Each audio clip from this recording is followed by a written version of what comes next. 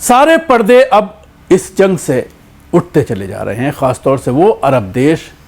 जो अमेरिका और इजराइल के लिए पूरी तरह से लेटे हुए थे, जैसा वो चाहते थे करते थे, उन्हीं के मुताबिक उनकी सरकारें चल रही थी। उन्हें लग रहा था कि अमेरिका हमें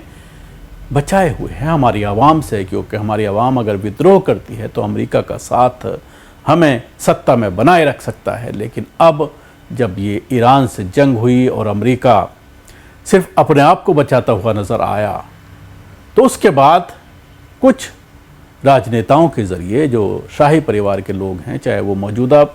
नेता या फिर वो पुराने हैं, उनके बयानात सामने आ रहे हैं और एक एक करके तमाम देशों के ज़रिए ये कहा जा रहा है कि हमें अपने मफाद को देखना होगा, अमेरिका हमारा साथ नहीं देगा। ऐसे में पूर्व प्रधानमंत्री हैं कतर के हमाद बिन जसीम बिन जाबिर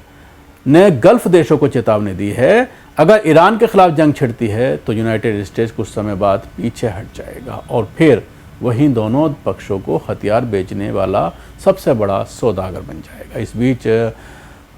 हमारा ख़जाना खाली होगा, हमारी ताकत कमज़ोर होगी और जब दोनों पक्ष थक थक कर कमज़ोर पड़ जाएंगे तब ग्रेटर इजराइल जैसे प्रोजेक्ट्स को आगे बढ़ाने का काम और ज़्यादा आसान हो जाएगा। इसलिए गल्फ़ देशों का असली फ़ायदा इसी में है कि वो इस लड़ाई में कूदने से बचें और दूसरे को भी लड़ने से बचाएं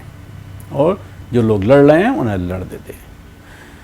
गल्फ़ के अनुभवी नेताओं के बीच ये साफ चिंता है, अगर ये टकराव बढ़ा तो नुकसान क्षेत्र का होगा और फ़ायदा बाहरी ताकतों का होगा। उधर इराक ने कहा है कि अगर ईरान बगदाद में अमेरिकी दूतावास पर हमला करेगा तो इराक कोई जवाब भी कार्रवाई नहीं करेगा, जिस तरह से अभी हमला किया गया है दूतावास पर, क्योंकि अंतर्राष्ट्रीय कानून के तहत किसी दूतावास पर किया गया हमला उस देश का सीधा हमला माना जाता है जिसका वो प्रतिनिधित्व करता है। इराक़ी प्रधानमंत्री मोहम्मद शिया अल सुदानी ने अपनी प्रतिक्रिया इसलिए दिया है क्योंकि ईरान ने अमेरिकी दूतावास को टारगेट किया था।